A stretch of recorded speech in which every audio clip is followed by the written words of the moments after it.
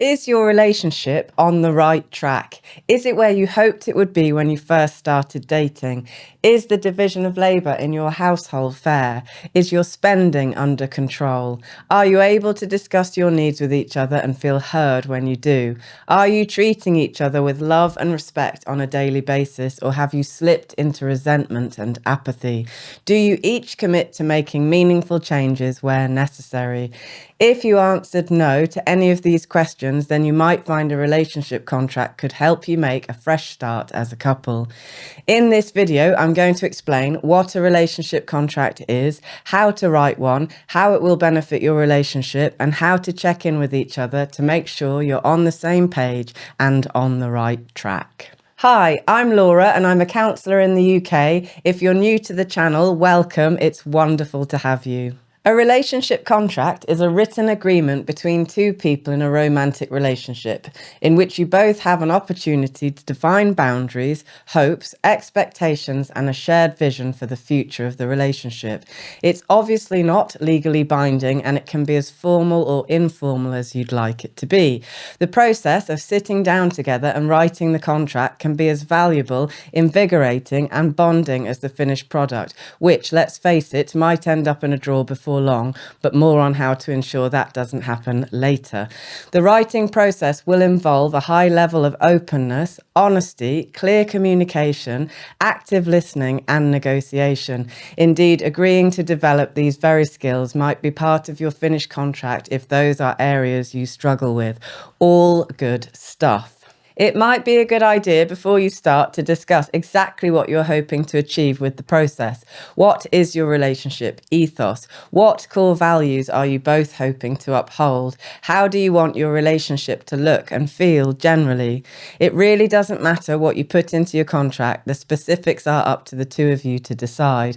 I'd suggest you start by defining a few categories for any areas of your relationship that you find challenging or problematic. Consider also whether your contract will be faith-based or not, as this would likely influence the things you include and the values you have regarding your commitments to one another. So, do you want your contract to be based upon religious principles, secular guidelines, or a mixture of both? Either way, grab a piece of paper and jot down whatever comes to mind. This might take some time, but here's a few ideas to get you started. There's also a link in the description where you can download a copy of both the secular and non-secular version to customize yourself. Finance. We agree not to spend more than $50 on non-essentials without prior agreement.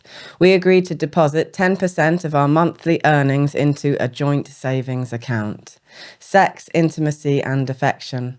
We agree to show affection towards each other in the way we each need to receive it. We agree to have sex at least 2 times per week. Division of labour. We agree to divide jobs and chores based on our availability, schedules, and strengths. We agree to take turns to cook a healthy meal every weekday night. Parenting and family time. We agree to dedicate 1 day per week to spend uninterrupted time together as a family. We agree to discuss suitable boundaries or punishments for our child before enforcing them. Quality time. We agree to invest in quality time together to enjoy shared activities. We agree to schedule regular date nights at least once per month. Screen use. We agree to put our phones away when we're together. We agree to set aside 2 screen-free nights per week. Communication and conflict. We agree to express our needs and expectations clearly. We agree to listen to each other's concerns without interrupting. Health and personal growth. We agree to challenge each other's poor health choices if necessary. We agree to support each other with time and space to pursue our individual interests. Check-ins. We agree to commit to regular 30-minute relationship check-ins every Friday morning. You might find this process quite challenging if your relationship has gone a little off track, so keep your expectations reasonable and set achievable goals. As long as you're both on board with the idea, then it will be quite cathartic to have an opportunity to clearly express your hopes and concerns regarding the relationship, and also to listen to the same from your partner. Remember, if we're truly hoping to create a sane, fulfilling, and healthy relationship, then the relationship must be up for discussion regularly and by both of you. You must both be committed to this process. When you finish writing, one of you can type it up and print 2 copies, one for each of you to sign and keep in a safe yet regularly accessible place. None of this is carved in stone. You can revisit your agreement and make changes whenever you like. It will probably take a while to create something that works well for both of you, so be patient with the process and be kind to each other along the way. The process needs to feel predominantly positive, otherwise you'll be reluctant to continue. The key here is to actually make a practice of reading and digesting the agreements that you've made, often enough that the key points are at the forefront of your mind, at least until new practices become habitual. Maybe agree that you both read through your contract once per day in the morning for now. Try to focus on the things you struggle with and internalize your agreements rather than paying too much attention to your partner's shortcomings. That's their job, so have a little faith in the process and instead work on the things you've agreed to address.